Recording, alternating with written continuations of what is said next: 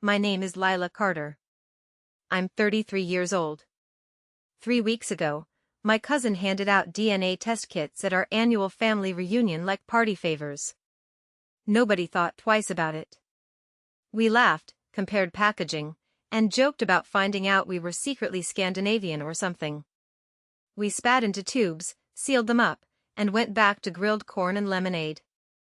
Then the results came back. My dad called me first. Not angry. Not confused. Panicked. "What did you do?" he said, his voice tight in a way I had never heard before. I remember sitting on the edge of my bed, still in my scrubs after a long shift at St. Mary's Hospital, trying to make sense of the question. "I didn't do anything," I told him. "But apparently someone in this family has been lying for a very long time." He didn't deny it. He hung up. My mom called 5 minutes later. She wasn't yelling. She was crying. But it wasn't the kind of crying that comes from being hurt. It was the kind that comes from being cornered. And then my grandmother called. 76 years old, sharp as glass, voice steady like she'd been expecting this moment her entire life.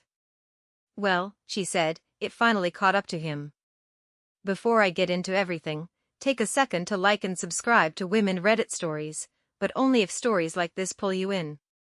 And I want to know where you're listening from, so drop your city and time in the comments. I read them, I really do.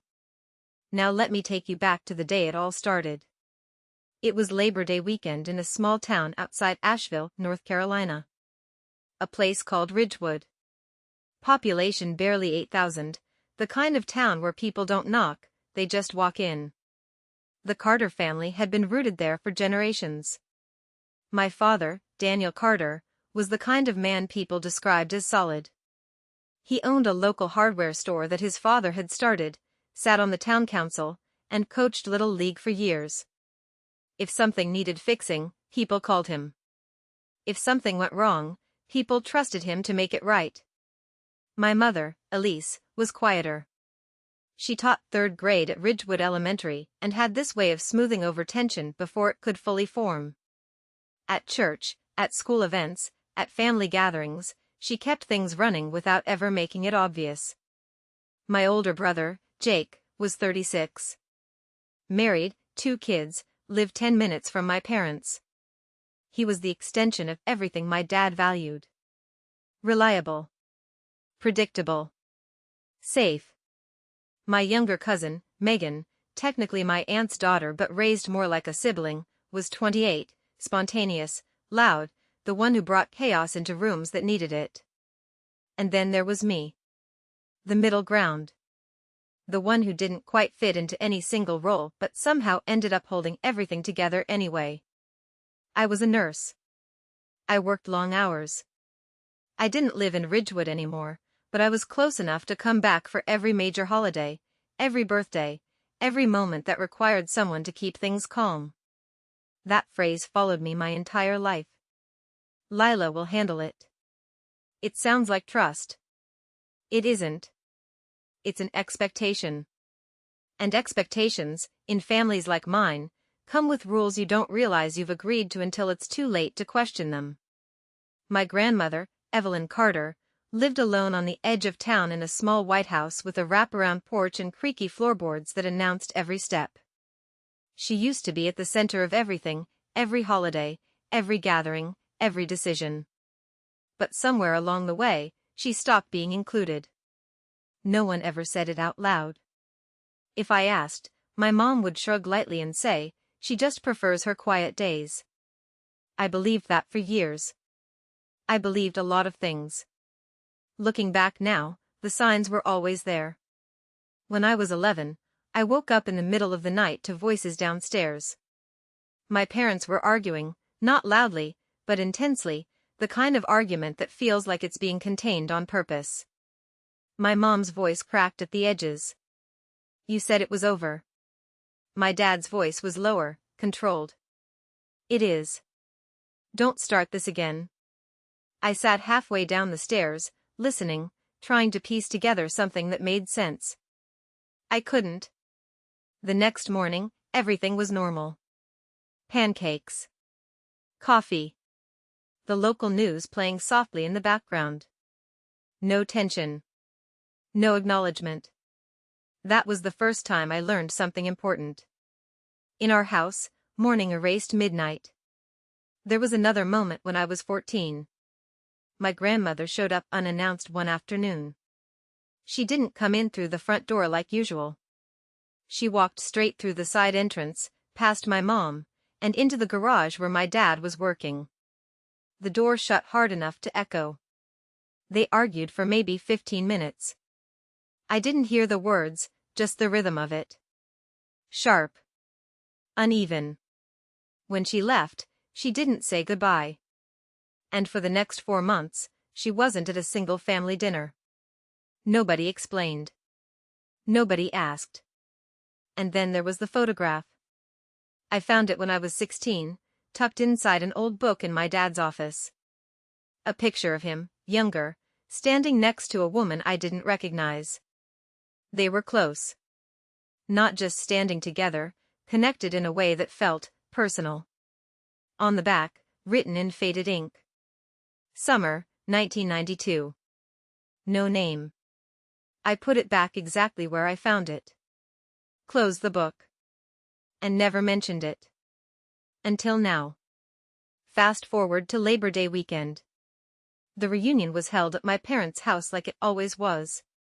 The backyard was set up with folding tables, red and white tablecloths, coolers filled with drinks, and a grill that never seemed to stop running. About 30 people showed up. Aunts, uncles, cousins, neighbors who might as well have been family.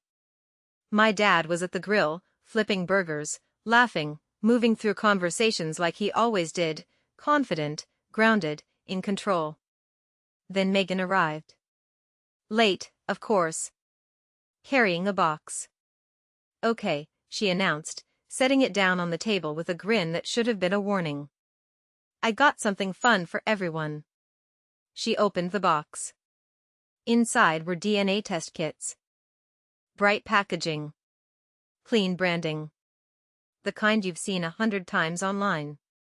Wait, are you serious? Jake asked, already laughing. It's just for fun, Megan said. We can see where we're from, like percentages and stuff. Most people thought it was hilarious. Uncle Ray opened one immediately. My mom picked one up, turning it over in her hands. But my dad didn't move. He stood at the grill, spatula in hand, staring at the box like it didn't belong in his backyard.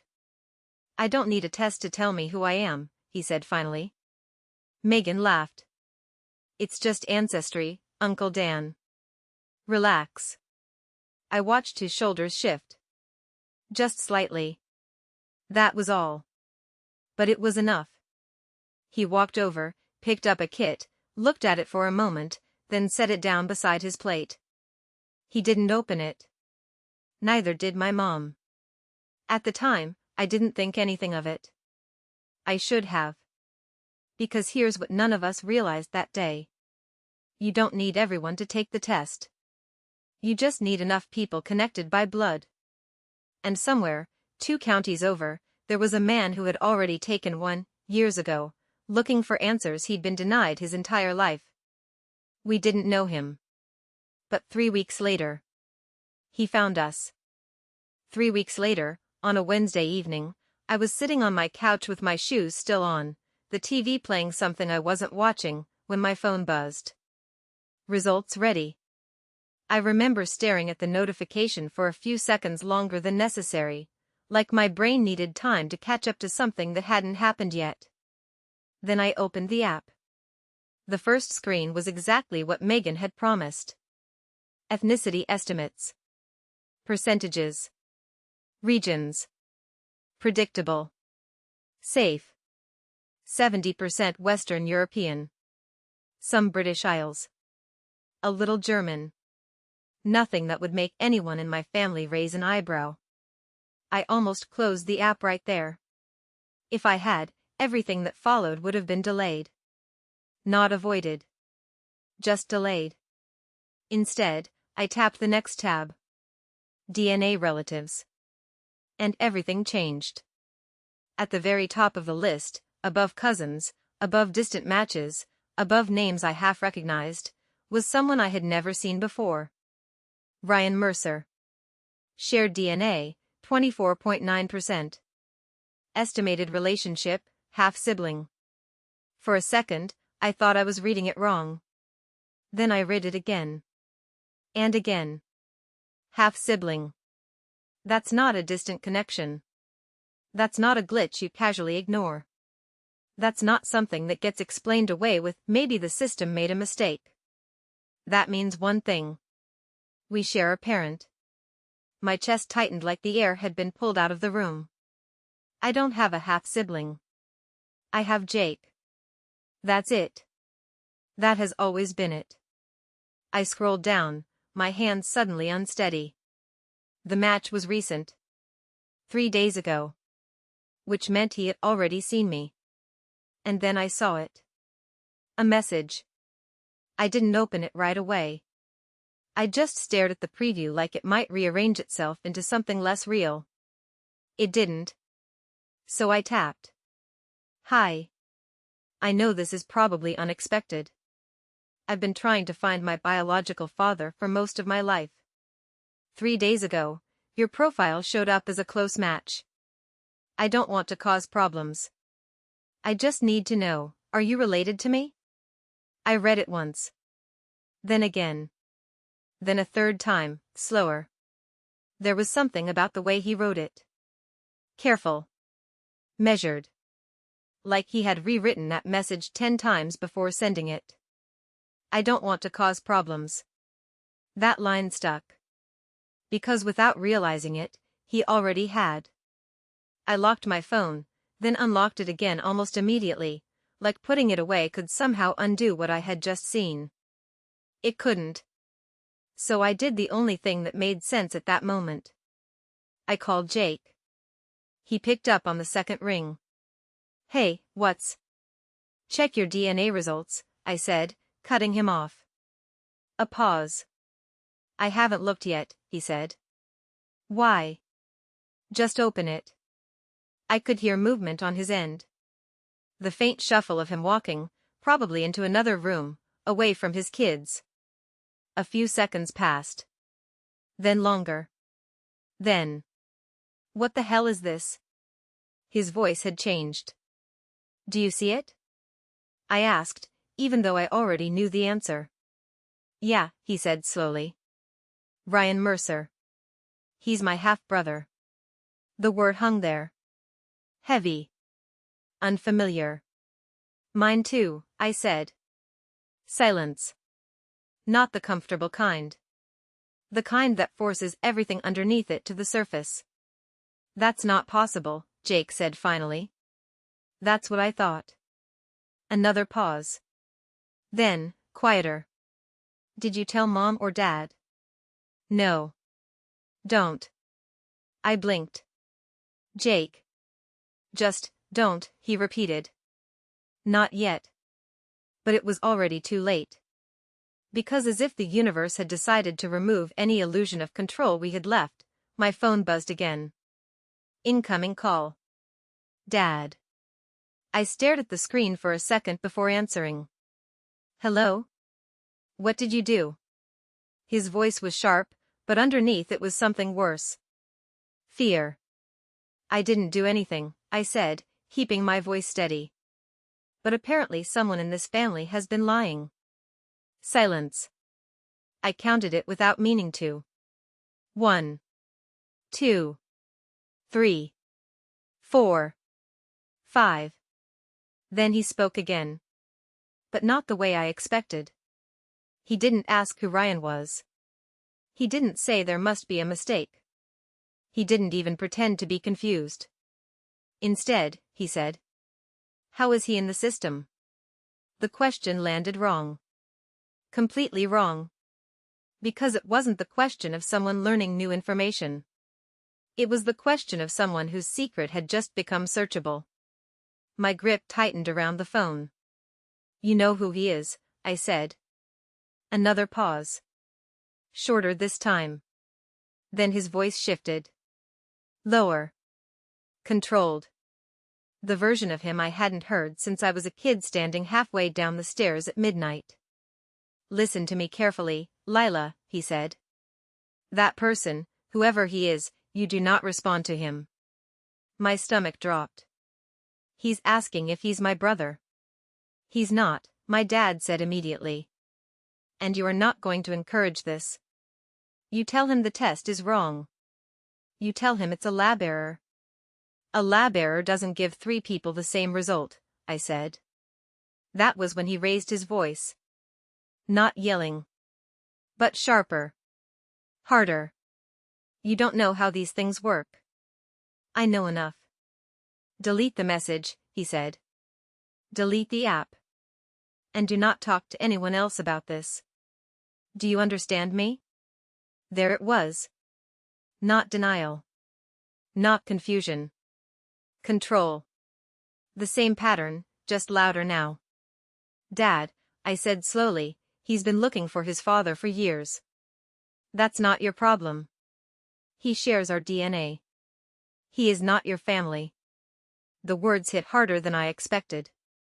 Because they weren't just about Ryan. They were about something deeper.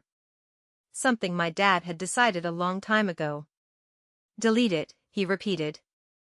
And then he hung up. I sat there, staring at my phone, Ryan's message still open on the screen. I don't want to cause problems. Too late. My dad wasn't asking me to ignore the truth. He was asking me to erase it. To look at a real person, someone who had spent years searching for answers, and tell him he didn't exist. I've spent my entire career taking care of people. Helping them. Advocating for them. Doing the right thing, even when it's uncomfortable. And at that moment, my own father was asking me to do the exact opposite. 40 minutes later, my phone rang again. Mom. I let it ring twice before answering. Hi, Mom. She was already crying. Soft. Controlled. Strategic. Layla, honey. Please don't respond to that man. There it was. Not if. Not who. That man. You know about him, I said. A shaky inhale. It's complicated. I closed my eyes. That word. Complicated. The family's favorite way to avoid the truth. How long? I asked. Lila, this isn't the time. How long, Mom? Silence. Then the sound of her crying getting heavier. But still no answer. I exhaled slowly. Okay, I said. That tells me everything I need to know. Your father's blood pressure has been high, she said quickly. This kind of stress could. There it was. The shift. From truth to guilt. You're a nurse, she added. You understand what this could do to him. I almost laughed. Not because it was funny. Because it was predictable. You're using my job against me now? I said. I'm asking you to protect your family. I looked down at Ryan's message again. At the last line. Are you related to me? I think someone should have protected him, I said quietly. She didn't respond. Just cried harder. I hung up. An hour later, Jake called again. His voice was different now. Tighter. Dad just called me, he said. Yeah? He said if this doesn't stop, he's going to sell Grandma's house. That got my attention. What? He said she can't live alone anymore, Jake continued. Said he's been thinking about assisted living. Somewhere called Maple Grove. Maple Grove. I knew exactly what that was. And so did everyone in Ridgewood.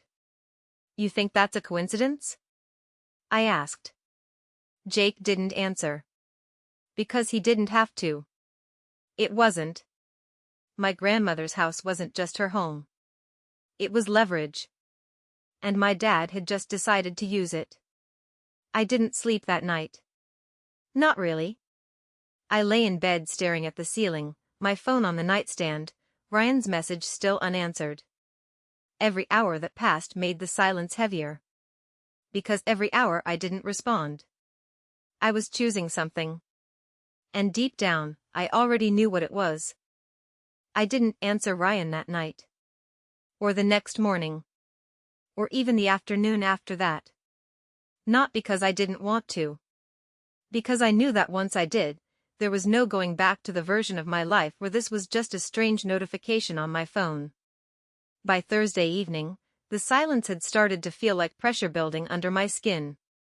Every time my phone lit up, my heart jumped, even when it wasn't him. Jake had stopped calling. My mom hadn't texted again. My dad, nothing. Which somehow felt worse than anything he could have said. Around 7:30 p.m., I was sitting at my kitchen table with a cup of coffee that had gone cold an hour ago, staring at Ryan's message again. I don't want to cause problems. I exhaled slowly. Then I typed. Deleted it. Typed again. Deleted that too. 6 different versions. Maybe more. Too formal. Too emotional. Too distant. Too honest. Finally, I settled on the only thing that didn't feel like a lie. Yes. I think you might be. I stared at it for a full 10 seconds before hitting send. The message was delivered instantly. And then I waited. 9 minutes later, my phone buzzed.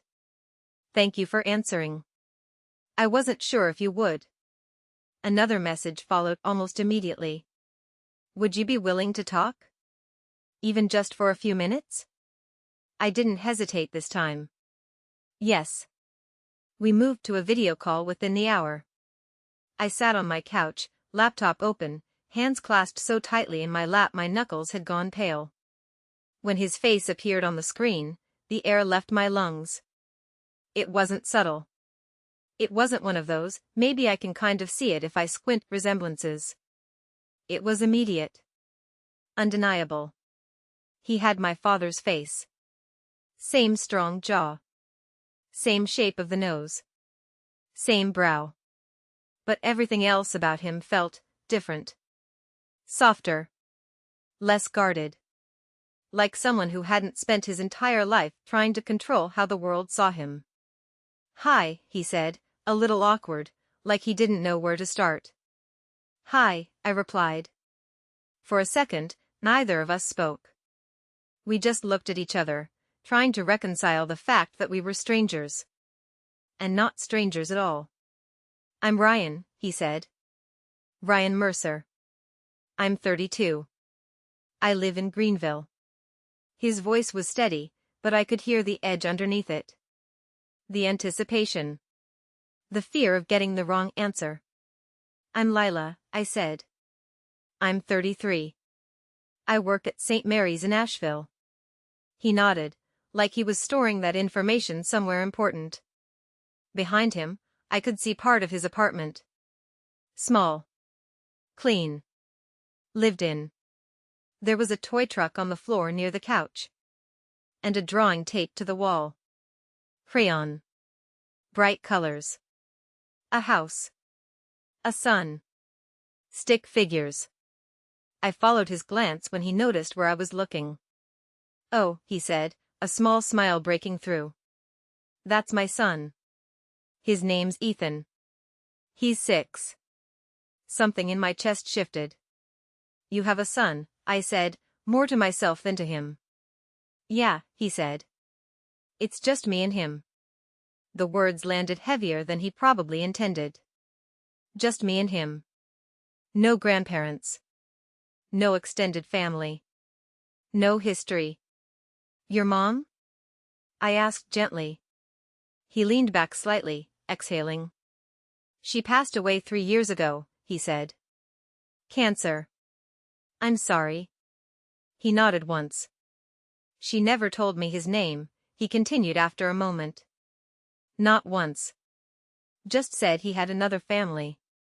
That he chose them. The sentence hung there between us. Not accusatory. Just factual. I took the DNA test 2 years ago, he said. Nothing came up. No close matches. I figured maybe he never took one, or maybe he was gone. His eyes flickered back to the screen. Then 3 weeks ago, everything changed.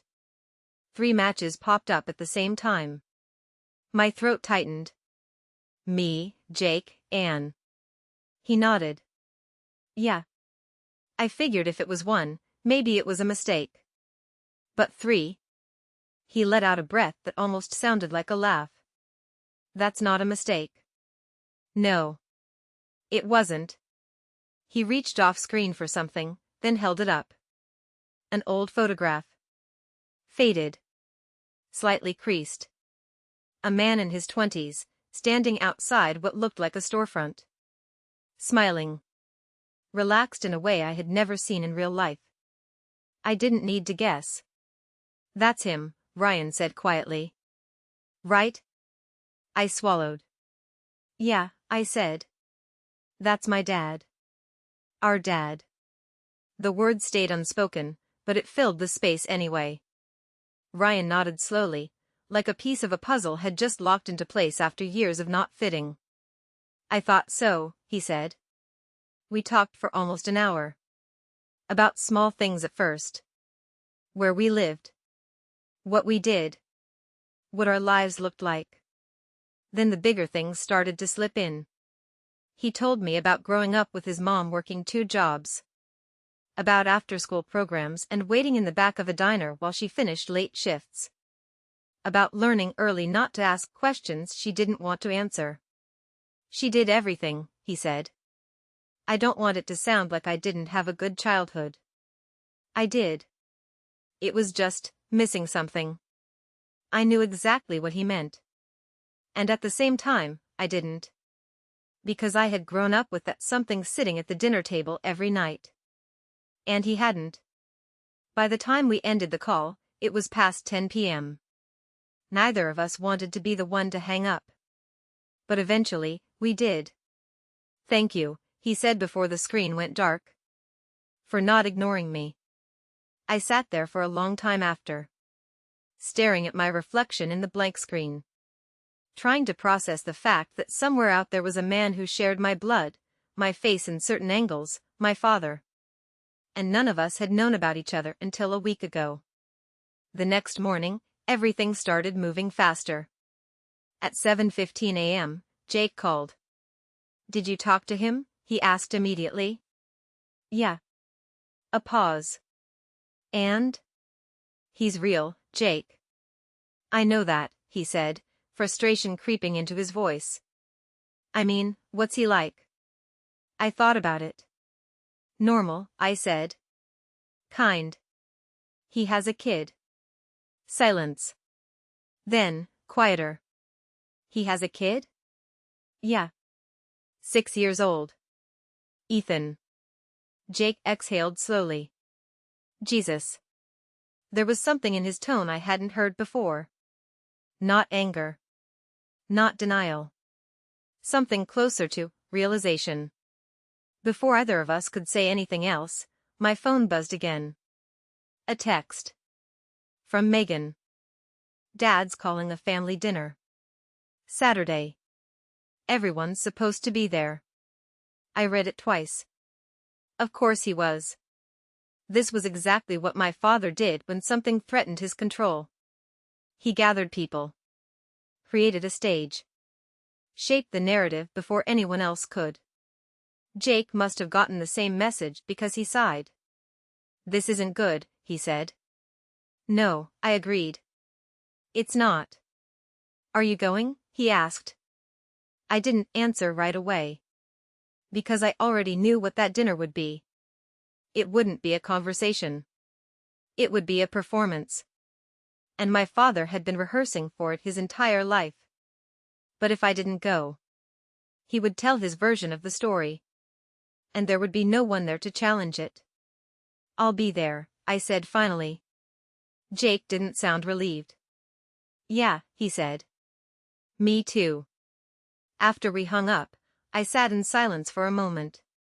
Then I picked up my phone and opened my messages. Scrolled down to Ryan's name. Anne typed. My family is meeting this weekend. They don't know I've talked to you yet. But they will. The reply came a few minutes later. Do you want me to stay out of it? I stared at the question. At how careful he was being. How willing he was to step back from something that was rightfully his. I thought about my dad. About the way he had said, he is not your family. Then I thought about Ryan's son. About that drawing taped to the wall. About a 6-year-old who had no idea any of this was happening. No, I typed back slowly. You deserve to be part of this. I hit send. And just like that. There was no turning back. Saturday came faster than I was ready for. The entire day felt like it was moving towards something I couldn't stop. By the time I pulled into my parents' driveway that evening, the sun was already starting to set, casting long shadows across the yard. The same yard where we'd stood 3 weeks earlier laughing over DNA kits like they were harmless. Now it felt different. Heavier. There were already cars lined up along the curb. Jake's truck. Megan's car. My aunt and uncle's sedan. A few others I recognized immediately. Which meant one thing. This wasn't just a family dinner. This was an audience.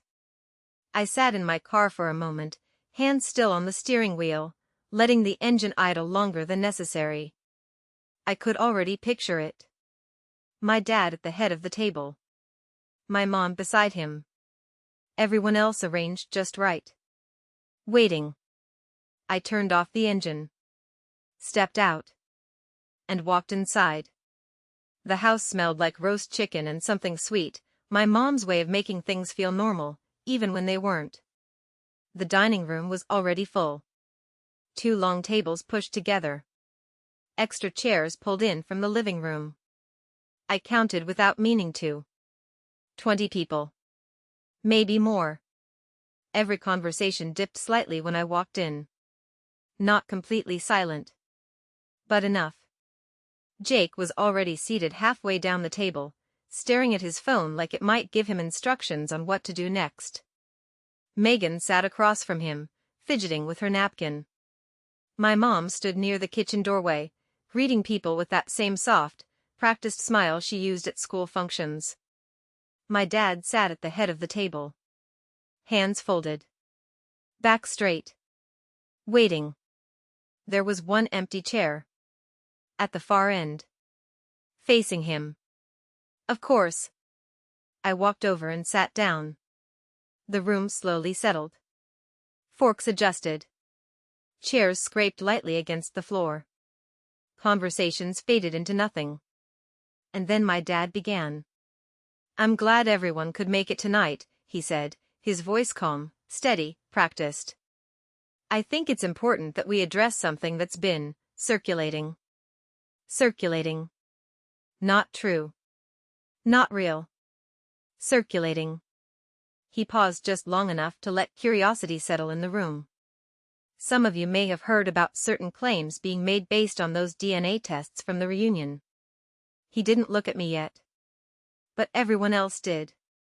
I want to be very clear, he continued. Those results are unreliable. These online services make mistakes all the time. Contamination, misreads, database errors. That's not how it works. I didn't raise my voice. I didn't interrupt loudly. But I did cut through him. Clean. Direct. The room shifted. Not dramatically. Just enough. My dad's eyes moved to me for the first time. Sharp. Measured. Lila, he said, a warning wrapped in a calm tone. Let me finish. No, I said. Because you're not explaining. You're redirecting. A few people shifted in their seats. My aunt leaned toward my uncle, whispering something under her breath. Jake still hadn't looked up. My dad leaned forward slightly. I'm trying to protect this family, he said. There's someone out there who's been looking for his father for years, I replied. And he matched with all 3 of us. That's not a glitch. There it was. Not vague anymore. Not implied. Said out loud. The room went completely still. What are you talking about? My aunt asked, her voice tight. I didn't take my eyes off my dad. His name is Ryan Mercer, I said. And he shares about 25% of his DNA with me, Jake, and Megan. A few gasps. A fork dropped somewhere near the middle of the table. That's half-sibling range. The words landed. Heavy. Unavoidable. My dad exhaled slowly, leaning back in his chair like he had expected this moment and was already prepared for it. Again, he said, these tests are not definitive. They are when 3 separate results say the same thing. His jaw tightened. Just slightly. You don't understand the science behind it. I understand enough to know this isn't random. Before he could respond, my mom stood up. Her chair scraped loudly against the floor. I think we're getting ahead of ourselves, she said quickly, her voice trembling just enough to sound sincere. This is a family dinner. We don't need to turn it into. Into what? I asked, finally looking at her. A conversation? Her eyes filled instantly. Tears. Right on cue. Lila, please, she said. You're hurting your father. There it was. The shift. From facts. To emotion. From truth. To guilt. Around the table, heads started nodding. She's right, my aunt said softly. This isn't the time. Jake finally spoke. Still not looking at me. Maybe we should just drop it, he muttered. The words hit harder than I expected. Not because I didn't understand. But because I did. He wasn't choosing sides. He was choosing peace. The same way I always had. Except this time. I couldn't. I looked around the table. At 20 people who were waiting for this to go away. Waiting for me to make it easier. Waiting for the silence to come back. And then I realized something. Not one of them had asked the most important question. Not one. Does anyone want to know who he is? I asked. Silence. Does anyone want to know what his life has been like? I continued. Or are we just going to pretend he doesn't exist because it's more comfortable? My dad's hand slammed lightly against the table. Not hard. But enough. That's enough, he said. No, I replied. It's not. The room felt smaller. Tighter. Like the walls were closing in around the truth. My dad stood up. Slow. Controlled. I'm going to give you one chance, he said, looking directly at me now. Right here. In front of everyone. To correct this. Correct it. Like it was an error. Like it was something I had created. Tell them you misunderstood the results, he continued. Tell them you got carried away. I held his gaze. For the first time in my life. I didn't feel the urge to back down. I didn't misunderstand anything, I said. The words were quiet. But they didn't shake. My mom let out a soft sob, covering her mouth. My aunt reached over, placing a hand on her arm. This is unnecessary, someone muttered further down the table.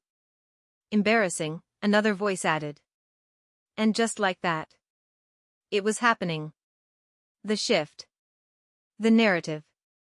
I was no longer the person telling the truth. I was the problem. My dad saw it too. And for a brief moment, I saw something in his expression. Relief.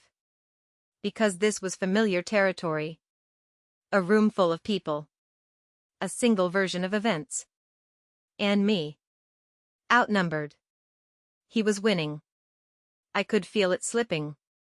The room. The control. The momentum. I opened my mouth to speak again. And that's when I heard it. The front door. Opening. Slowly. Deliberately. Every head in the room turned. Footsteps followed. Measured. Unhurried. Then she appeared in the doorway. My grandmother. Evelyn Carter. She wasn't supposed to be there. No one had invited her. She stood there for a moment, taking in the entire room. The tables. The people. My father. Then her eyes landed on me. And something in her expression softened. Just slightly. Before hardening again. She walked in slowly, using her cane with quiet precision. No one spoke. No one moved. Because something had just shifted. Not the conversation. Not the tension. The power. My dad straightened. Mom, he said, his voice tight. This doesn't concern you. She didn't stop walking. It has concerned me for 30 years, she replied. Her voice didn't rise. It didn't need to. It carried. She reached the table. Pulled out the chair beside me. And sat down. Then she placed something on the table. A thick manila envelope. Worn at the edges. Soft from age. The kind of envelope that had been opened and closed more times than anyone could count. My dad's eyes locked onto it. And for the first time that night. He didn't look in control. Where did you get that? He asked. My grandmother rested both hands on top of it. Calm. Steady. I've had it, she said, longer than you've been pretending this didn't happen. The room went silent. Not polite silence. Not uncomfortable silence. The kind of silence that comes when something irreversible is about to be said. She looked around the table. At every single face. And then she spoke. 32 years ago, she said, my son had an affair with a woman named Claire Mercer. The name hit the room like a crack in glass. He got her pregnant, she continued. And instead of taking responsibility, he made sure she disappeared. No one moved. No one breathed. I felt it in my chest. That shift. The moment everything changes. And there was no going back. No one spoke. Not immediately. The words just sat there. Heavy. Unavoidable. My grandmother didn't rush to fill the silence. She let it stretch, let it settle over the room until it became something no one could ignore. My dad was still standing at the head of the table, but something about him had changed. Not physically. Not in a way you could point to. But the certainty was gone. Just enough that you could see it. That's not true, he said finally. The words came out quickly. Too quickly. Not controlled. Not measured. Reactive. My grandmother didn't even look at him when she answered. Yes, it is. Her tone didn't rise. It didn't need to. It carried more weight than anything he could have said. You don't know what you're talking about, he added, trying again, reaching for the version of himself that always worked in rooms like this. The calm one. The reasonable one. But it wasn't landing the same way. Not anymore. My grandmother turned her head slightly, just enough to meet his eyes. I know exactly what I'm talking about, she said. And I've known for 32 years. The number hung there. Specific. Precise. Real. I could feel people shifting around the table. Not whispering this time. Not dismissing. Listening. Because this wasn't vague anymore. This was detail. And detail is harder to ignore. My dad's hands pressed flat against the table. Mom, stop, he said. You're confused. There it was. The same tactic. The same one he'd used for years. But this time. It didn't work. I am 76 years old, she replied. I am not confused. I am tired. The last word landed differently. Not angry. Worn.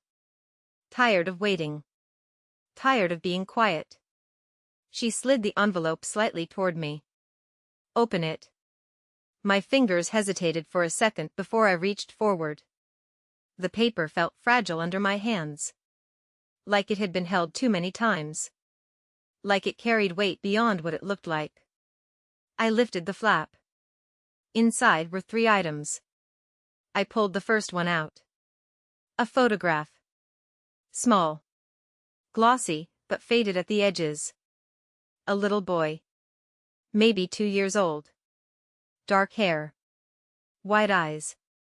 Sitting on what looked like a worn couch, holding a stuffed animal almost as big as he was. On the back, written in blue ink. Ryan, 2 years old. My chest tightened. I set it down carefully on the table. The second photograph came next. This one hit harder. A young man. Mid-20s. Standing outside a building with a sign just barely visible behind him. Relaxed. Smiling. Unrecognizable and completely familiar at the same time. Because it was my dad. Before everything. Before the control. Before the image he had built so carefully over the years. I placed it beside the first photo. Side by side. The resemblance was immediate. Unmistakable. Around the table, I heard someone inhale sharply. "Oh my God," my aunt whispered. No one corrected her. No one argued. Because they could see it. The third item was a letter. Handwritten. Neat. Careful. The ink slightly faded, but still clear enough to read. I didn't read the entire thing out loud. I didn't need to. I scanned just enough to understand. Then I looked up. "It's from Claire," I said quietly. My grandmother nodded. "She sent it to me," she said. "A year after Ryan was born." My dad's voice cut in. "None of this proves anything." But it didn't carry the same authority. "Not anymore." "It proves everything," my grandmother replied. She reached forward, gently adjusting the photographs so they were centered in front of everyone. "Claire worked at your father's store," she said, addressing the room now, not just him. She was 24. He was her boss. A murmur moved through the table. Uneasy. "She got pregnant," my grandmother continued. She told him. And he gave her a choice. She paused. Just long enough for everyone to lean in. "Disappear," she said, "or lose everything." The words landed like a weight. No dramatics. No exaggeration. Just truth. My dad shook his head. That's not how it happened. But he didn't elaborate. Didn't correct the details. Just denied. Because specifics are harder to fight than generalities. My grandmother didn't argue with him. She didn't need to. She left Ridgewood 2 weeks later, she said. Moved to Greenville. Had the baby alone. I thought about Ryan. About his apartment. About the toy truck on the floor. About the way he said, "It's just me and him." "And you knew?" my aunt asked, her voice quieter now. Not accusatory. Not defensive. Just stunned. My grandmother nodded. "She called me," she said. She didn't know who else to turn to. She had no family nearby. No money. No support. Her hands tightened slightly on the edge of the table. "I wanted to help her," she added. "I was going to." She stopped there. And something in her expression shifted. Not anger. Something deeper. "And then he found out," she finished. Everyone looked at my dad. He didn't move. "He told me if I said one word," she continued, "I would never see my grandchildren again." The room went completely still. I felt it. That moment when everything rearranges. Not just the story. The relationships. The history. Everything. My mom hadn't moved. She was still standing near her chair, hands gripping the back of it so tightly her knuckles had turned white. She knew too, my grandmother said. All eyes shifted to her. My mom closed her eyes. Just for a second. Then opened them again. I found out years later, she said, her voice barely above a whisper. When Lila was about 8. The timeline clicked into place. The midnight argument. The tension. The silence the next morning. You stayed, I said. It wasn't a question. She nodded slowly. I had 2 kids, she said. No job. No savings. I didn't know how to leave. I understood that part. More than I wanted to. But that wasn't the part that stayed with me. What I don't understand, I said quietly, is why you helped hide it. Her face crumpled. Not the controlled crying from before. Not the kind she used to steer conversations. This was different. Raw. I didn't know how to survive any other way, she said. My grandmother didn't interrupt. Didn't argue. She just watched. Waited. Because this wasn't her moment anymore. This was the truth unfolding on its own. My dad was still standing. But he looked smaller. Not physically. But in presence. Like the room had shifted around him, and he hadn't adjusted with it. This is over, he said suddenly. His voice flat. Final. But it didn't carry. Not the way it used to. No one moved. No one agreed.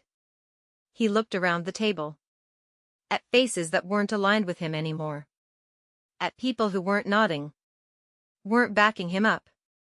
And for the first time, he had no room to control. No narrative to redirect. No silence to hide behind. He stepped back from the table. I'm done, he said. Then he turned. And walked out. The front door closed behind him with a quiet click. No slam. No dramatic exit. Just, gone. And somehow, that felt worse. The room stayed still for a few seconds after. Like everyone was waiting for something else to happen. For him to come back. For someone to fix it. But nothing did. Nothing could. Because it was already broken. Jake was the first to move. He leaned forward, elbows on the table, staring at the photographs like they might rearrange themselves into something less real. Is this real? He asked. I met his eyes. You saw the results, I said. All 3 of us matched him. He nodded slowly. Then pressed his hands to his face. I called you crazy, he said. I told you to drop it. I know. I believed him, he added, his voice cracking slightly. I know that too. He looked up at me. I'm sorry. It wasn't dramatic. It wasn't loud. But it was real. And in that moment, it mattered. Around the table, the shift continued. Not all at once. Not dramatically. But steadily. People weren't defending my dad anymore. They weren't dismissing the story. They were processing. Rebuilding their understanding of everything they thought they knew. My aunt stared at the photographs again. He looks just like you, she said softly, looking at Jake. Then at me. Then at Megan. No one corrected her. Because no one could. My grandmother leaned back slightly in her chair. Not relaxed. But lighter. Like something she had been holding for decades had finally been set down. And in the quiet that followed, Jake asked the question that had been sitting in the room the entire time. Does he know?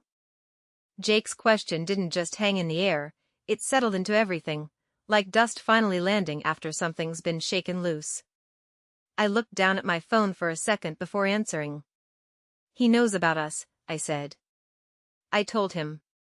Every head at the table turned back to me. Not accusing this time. Not defensive. Just listening. He's been looking for his father for years, I continued. He didn't know who it was. He just knew there was someone out there who chose a different life. No one interrupted. No one tried to redirect. Because now they were hearing it from the other side. Jake leaned back slightly, exhaling. "And he wants to meet us?" he asked. I nodded. "He didn't say it like that," I said. "He asked if he should stay out of it." That got a reaction. A small one, but noticeable. "Stay out of it?" Megan repeated. "Yeah," I said. He didn't want to cause problems. The irony of that almost made me laugh. Almost. "He has a son," I added. "Ethan. 6 years old." My aunt's hand moved to her chest. "A child," she said softly.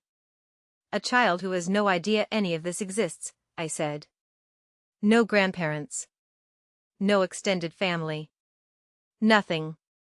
That landed differently. Because it wasn't about blame anymore. It was about consequence.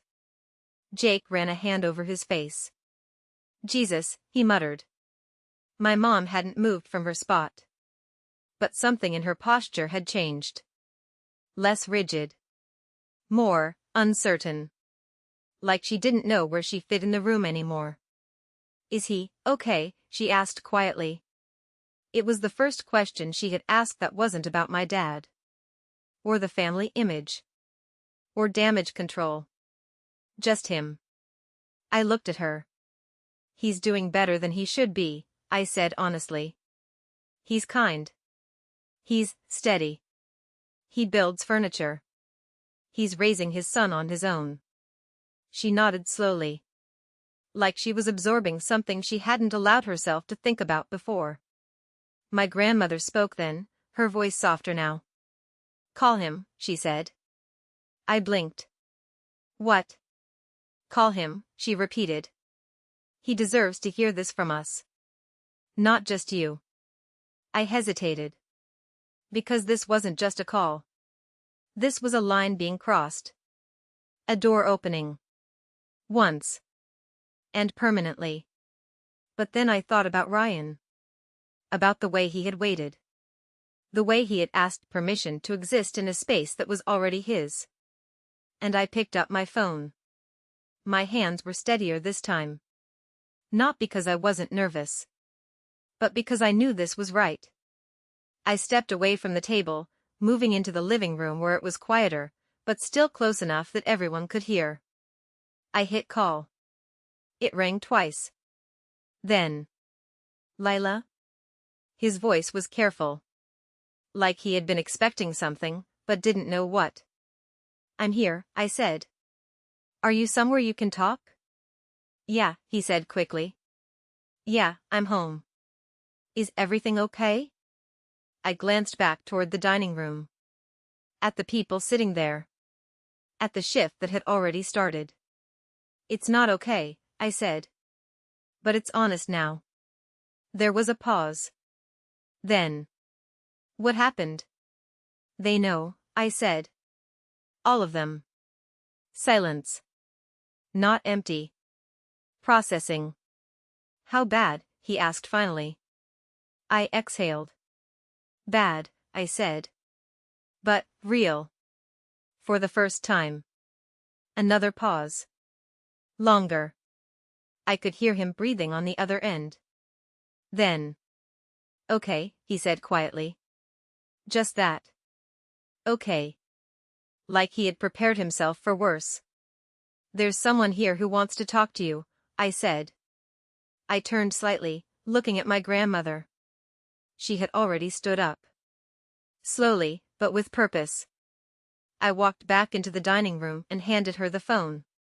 She took it carefully. Like it mattered. Because it did. She pressed it to her ear. "Ryan," she said. Her voice changed. Not weaker. Just fuller. "This is Evelyn," she continued. "I'm your grandmother." The word landed differently than anything else that night. Grandmother. Not theory. Not possibility. Fact. I watched her face as she listened. The way her eyes closed briefly. The way her free hand pressed against her chest. "I am so sorry," she said. No hesitation. No condition. Just truth. "I should have found a way sooner," she added. "I should have fought harder." She listened again. And whatever he said on the other end, it broke something open in her expression. Not in a painful way. In a release. "You have a family," she said softly. "It's not perfect. It's not clean. But it's yours. And you were always part of it, whether they admitted it or not." There were tears in her eyes now. Not dramatic. Not overwhelming. Just there. Real. She handed the phone back to me after a minute. I stepped back into the living room. "You still there?" I asked. "Yeah," he said, his voice thicker now. "I'm here." "You okay?" A small, breathy laugh. "I don't know," he admitted. "But, yeah. I think so." I smiled, even though he couldn't see it. "That's fair." There was a pause. Then, "Can I ask you something?" he said. "Yeah." "Do they want to meet me?" I didn't answer right away. Because the honest answer was complicated. But the real answer was simpler than I expected. "Yes," I said finally. Not all at once. Not perfectly. But yes. I could hear the shift in his breathing. Relief. Cautious. But real. "I'd like that," he said. "We'll figure it out," I told him. One step at a time. After we hung up, I stood there for a moment. Just breathing. Letting everything settle. Then I walked back into the dining room. Everyone looked up. Waiting. "He wants to meet," I said. Jake nodded slowly. "Yeah," he said. I think I want that too." Megan wiped at her eyes. "Me too." My aunt didn't speak. But she didn't look away either. And that was enough. My mom sat down slowly. Like the weight of everything had finally caught up to her. "He has a son," she said again, almost to herself. "Ethan," I said. She nodded.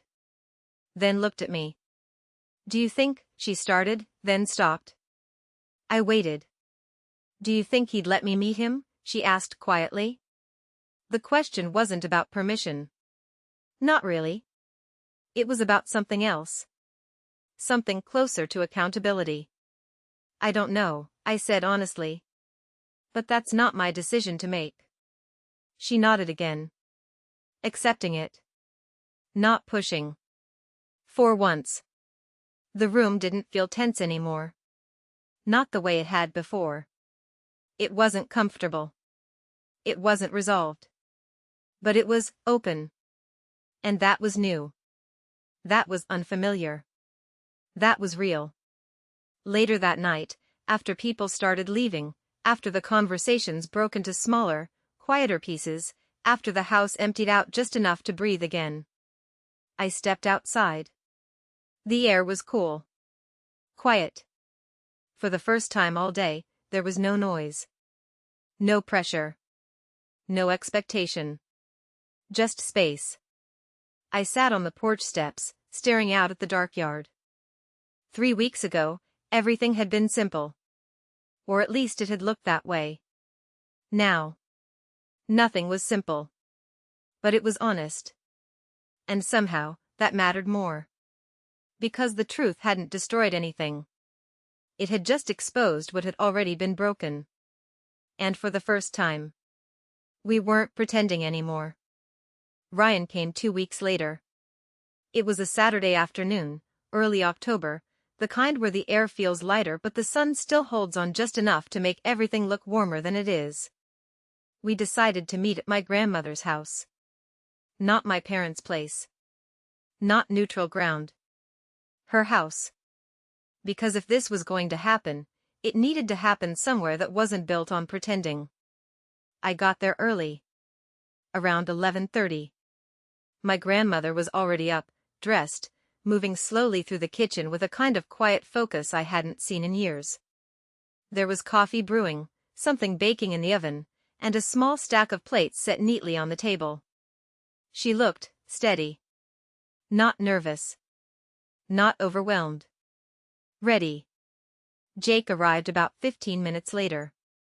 He stood in the doorway for a second like he wasn't sure if he should come in, then stepped inside and nodded at me. We didn't say much. We didn't need to. Megan came next, carrying a bag of snacks she definitely didn't need to bring, her energy slightly toned down but still there, still trying to fill the space where silence might creep in. By 12:10, it was just the four of us. Waiting. At 12:17, I heard a car pull into the driveway. We all looked toward the window at the same time. An older pickup truck. Blue.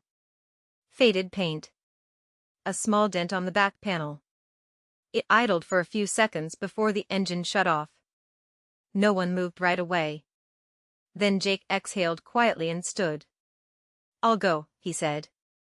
He stepped outside. I stayed where I was, my hands resting on the edge of the kitchen counter, trying to steady the feeling building in my chest. A minute passed. Then two. Then the front door opened. Jake stepped in first. And Ryan followed. For a second, everything went quiet again. Not tense. Not heavy. Just still.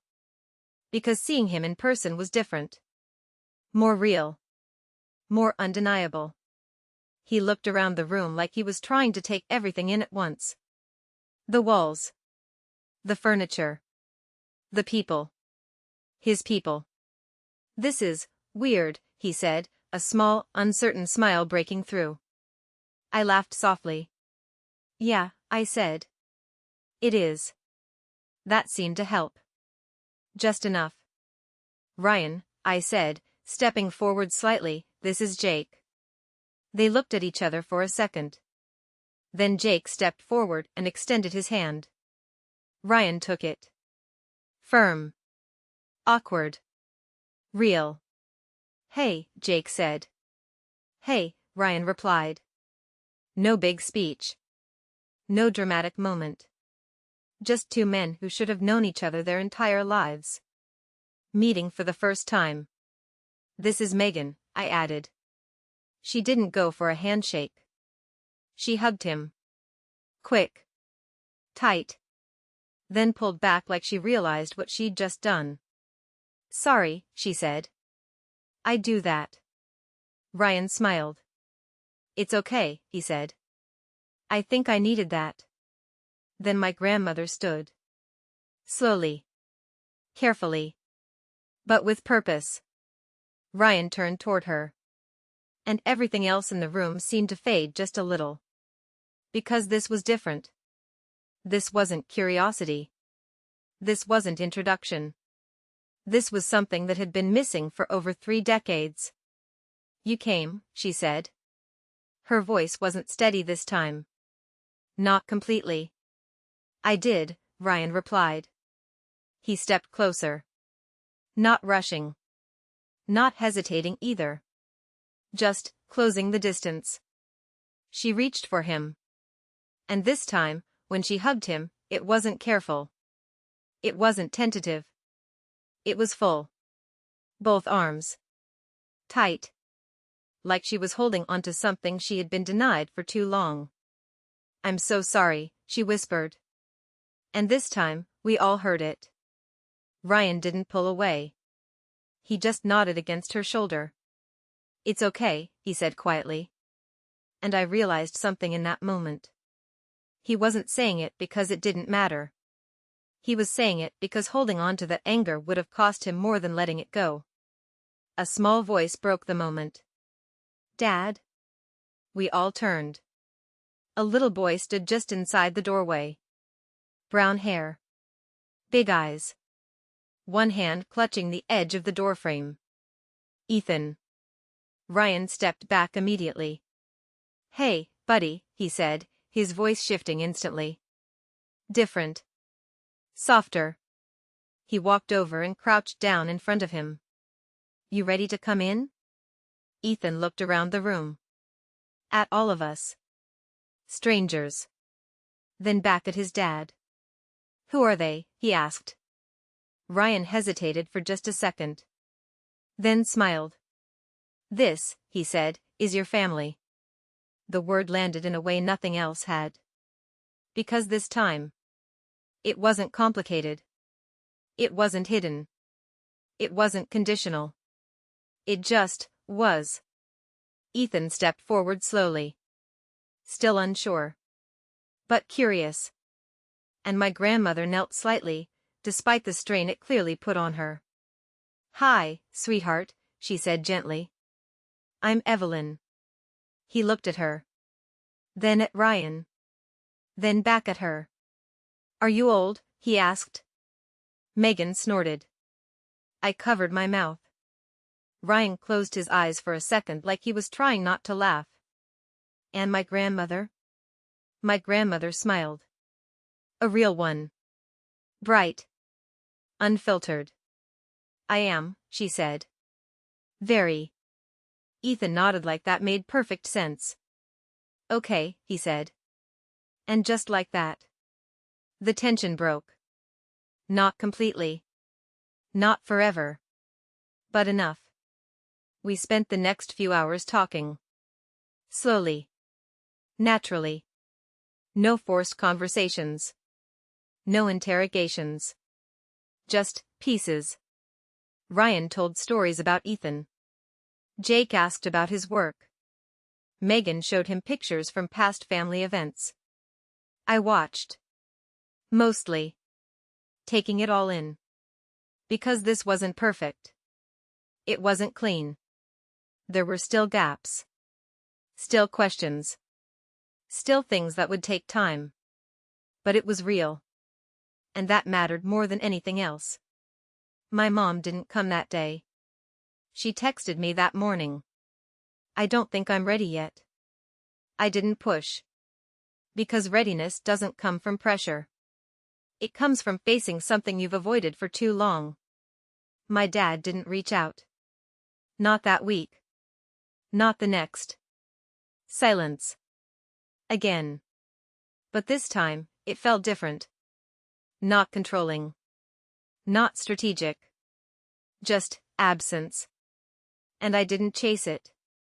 For the first time in my life, I let him sit in the consequences of his own choices. A month later, I got a call. It was a Thursday evening.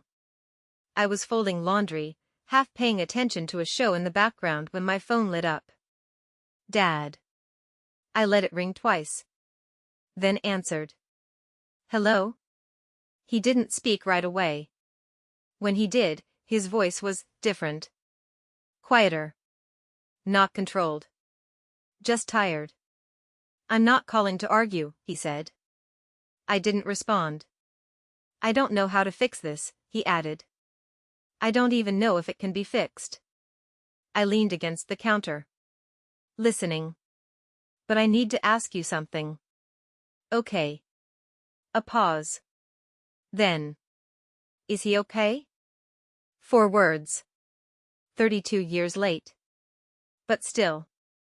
Something. He is, I said. He's doing well. He's good. Another pause. Longer this time. And the boy, he asked. Ethan's good too, I said. He's 6. He likes trucks. And dinosaurs. A small exhale came through the phone. I don't expect anything, he said. I just needed to know. I thought about everything. The past. The silence. The damage. I'm not holding the door open forever, I said. But it's not closed. Another pause. Then. Thank you, he said quietly. And the line went dead. I stood there for a while after that. Thinking. Not about forgiveness. Not yet. But about something else. Possibility. Because change doesn't always come with big gestures. Sometimes it starts with a question. And if I'm being honest, I need to tell you something. The night after that dinner, after everything came out, after my dad walked out, after the truth finally had a place in the open, I didn't feel strong. I sat in my car for almost an hour. Crying. The kind that makes your chest hurt. The kind that leaves you exhausted.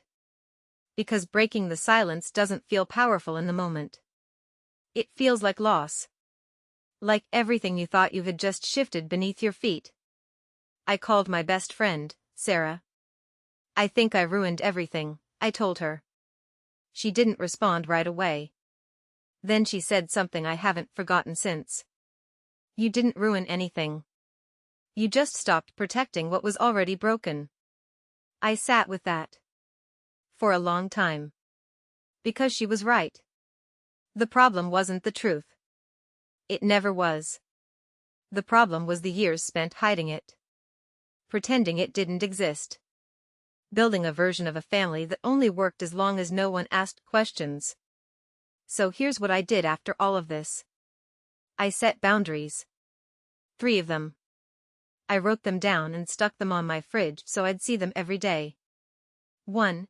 I will only have a relationship with my dad when he acknowledges Ryan. Not explains it. Not justifies it. Acknowledges it. 2. I will only have a relationship with my mom when she stops using guilt as a way to control conversations. 3. Ryan and Ethan are family. No conditions.